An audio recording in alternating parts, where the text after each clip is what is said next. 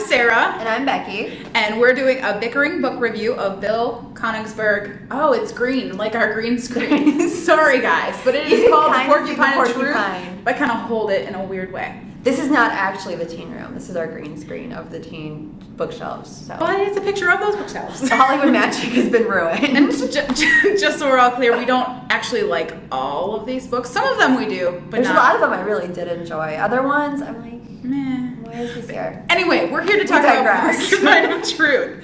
So, our book today is about Carson Smith, who has gone from New York to Montana to be with his father because he is dying from cirrhosis of the liver. While in Montana, he is supremely bored because it does not have the life that New York does. He goes to the local zoo, which is really like a nature preserve. There's like 4 animals. It's very odd. And he meets a homeless girl who he befriends, totally falls in love with, but within 5 minutes of meeting her, realizes that she's a lesbian, but he doesn't care because he absolutely loves her, follows her around like a puppy dog. Then, kind of while living with his father and taking in the homeless girl, they find out that they might know where his grandfather went off to because he disappeared when his father was younger. So Cameron has decided, Carson has decided. I remember because I was reading this at 9:45 last night on my Kindle. So he acts like a Cameron. I'm just saying. It's but very similar. Carson. Well, and the thing is, it's very similar to Going Bovine. And that Going Bovine, Cameron, and they take a trip across the country, which is ultimately what ends up happening here. They take a trip across the country to search for this missing grandfather. The great-grandfather quest. I mean, obviously. And his grandfather seems like a cool dude, even though you only meet him through letters. Like, he seems like a pretty cool dude. He likes to put out puns. Spoiler alert. Yeah, right? Spoiler alert. Spoiler alert. Oops. After the fact. I'll have to, yeah. So, he has some really great puns. They're hilarious. I'm going to read one of them. Yes, I did turn down the pages of the book. I'm a very terrible person. I feel terrible about it. Librarians don't like that. I'm a terrible person. Don't tell anybody. I'm gonna iron it. Anyway, so it goes. A leopard walks into a bar, sits down. Bartender looks over, vomits all over the place. Leopard says, "Hey, I know I'm not an attractive man, but I have feelings too." Bartender shakes his head, says, "It wasn't you. The guy sitting next to you keeps dipping crackers in your neck." But it's super gross, but kind of funny. But it is kind of funny. It is super gross, but kind of funny. It's one of those jokes. I'm like, I'm gonna be too good for that joke, but it was actually funny. It's like Zoolander. Well, like the thing is, like, I typically hate puns, but some of these are just so off the beaten path, but it's just hilarious. It's very Which true. I think is really what this book was. It was quirky. It was quirky. It wasn't your stereotypical across the country book. It wasn't your stereotypical love story. It really wasn't a love story. There wasn't a love story but at all, which I appreciate because every book that comes across my desk to go into the teen room is a love story. Even when it's not a love story, even when it's a hate story, there's still a love story. There's always love. And sometimes you're like, come on, just hate each other. Or just be really good friends. Just be really good friends. Well, I mean, but some romantic issues came in just because Carson decided that he wanted to fall in love with this girl who was definitely not ever going to fall in love with him because he wasn't a girl. And he even knows he's never going to get Aisha. He's never going to get her. He even says, he's like, I want to find someone exactly like her who's into guys. I think that might be an exact line from the book. I can believe that. It's very possible. The characters were quirky, really quirky. At a point, it got to where they felt unbelievably quirky. I don't know. I liked Carson through the whole book, but the wacky cast of characters behind him, I got like at what point did you kind of feel that way? When I was trying to get through 150 pages last night. Because I put it off and didn't finish it until last night. But I'm sorry. I'm a bad reader. I don't know. I thought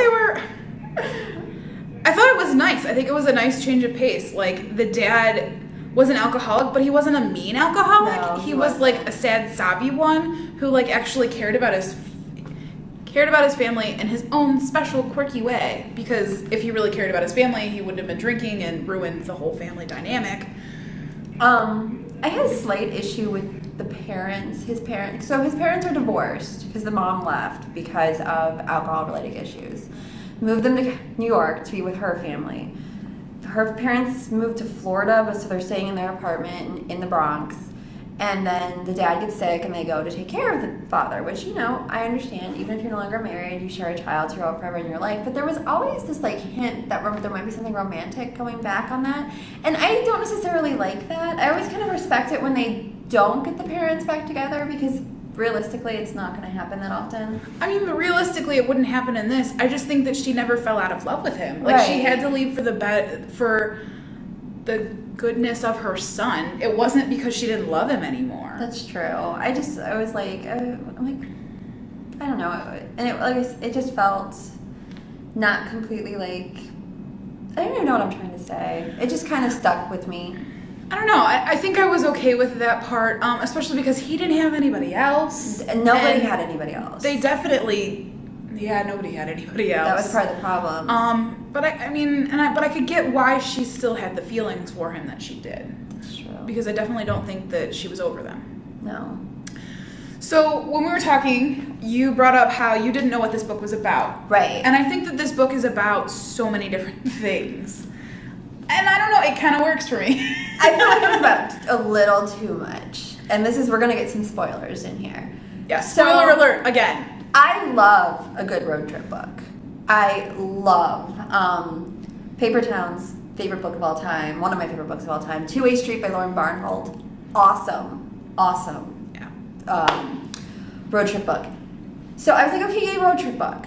And then there was a lot of issues with religion. And I'm like, okay, so you're traveling across the country, you're going to interact with different people with religion. And there was some really good points about religion, particularly with the Mormons, which I thought that was really nice.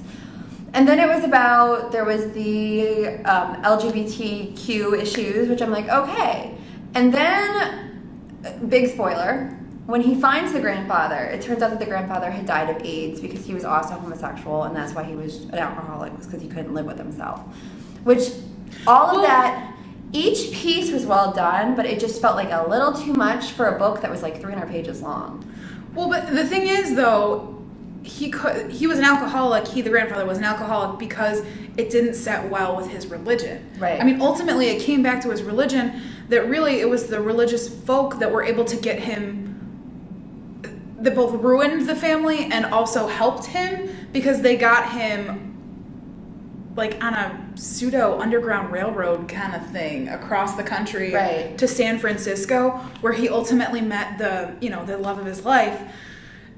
But then they wouldn't let him talk to his son ever again. But that was part of the thing that kind of bugged me because it felt like the timeline felt weird. Like, I don't know, like they kept coming up and giving you dates, and it felt like everything, like there wasn't enough years to have experienced everything that they said experienced.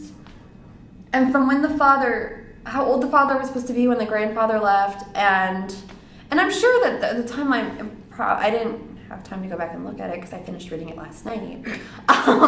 So I'm assuming that the author actually did plot it out, and that I'm just reading something into that might not necessarily be there, but it felt a little off. Yeah.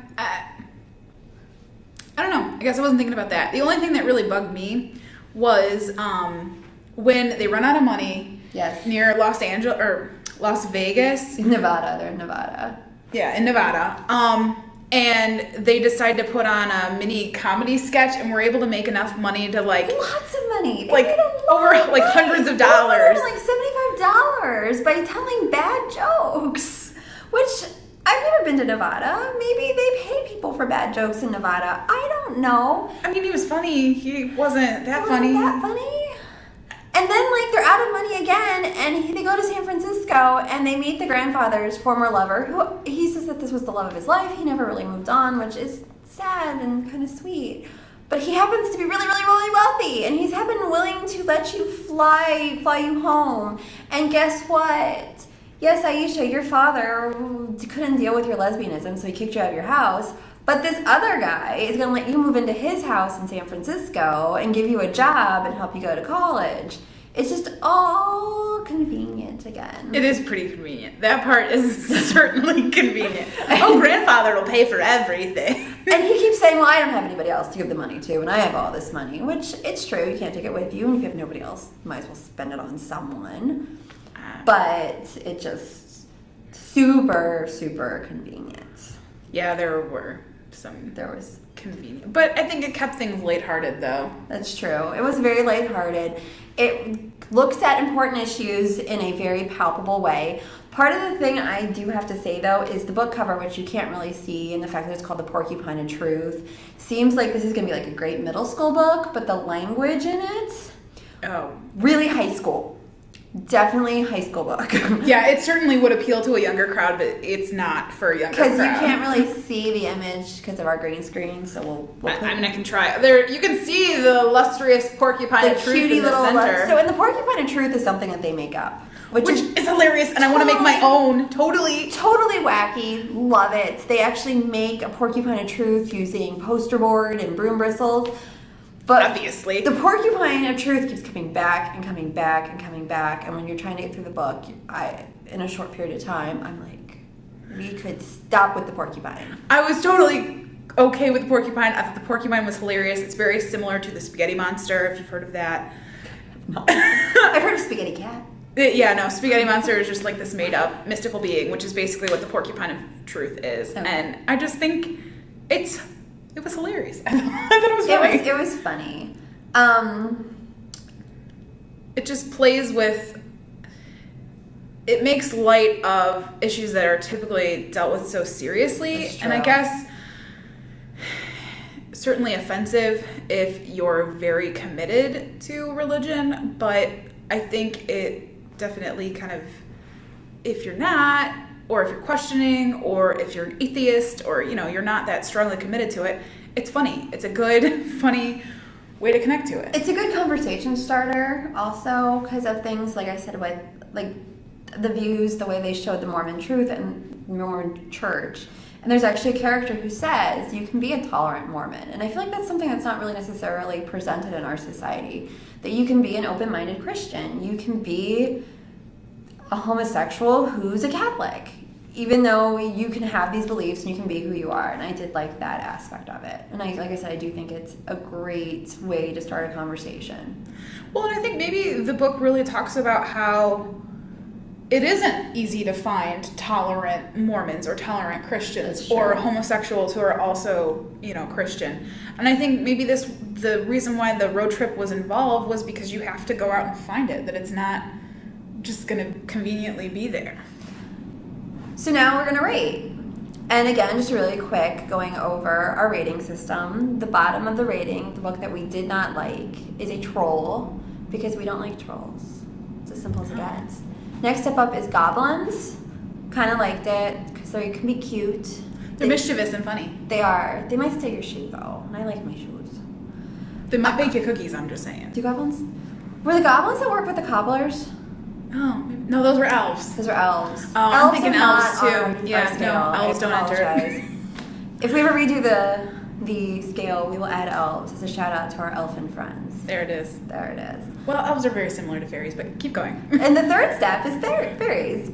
Things that we like, they're sparkly, they're good, but they come with bad, because they'll trap you in fairy and make you dance until your feet fall off. Yeah, and don't eat anything in fairy. Don't eat anything in fairy. Just good. Just don't accept anything from a fairy ever. You never know. They lie without lying.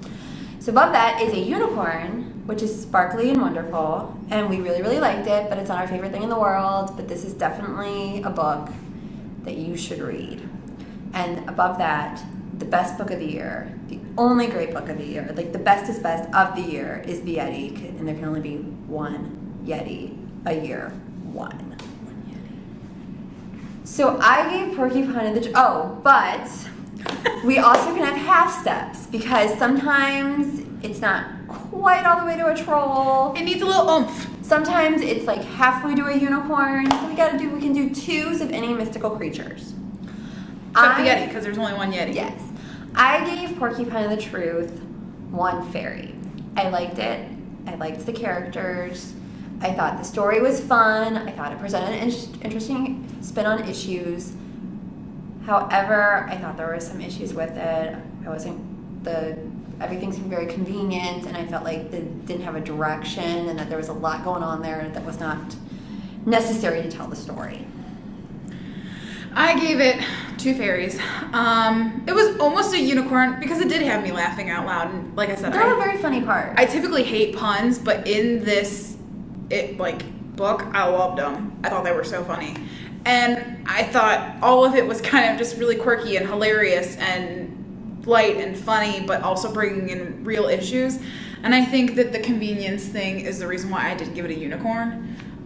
Just because, there really were some convenient areas. Super convenient.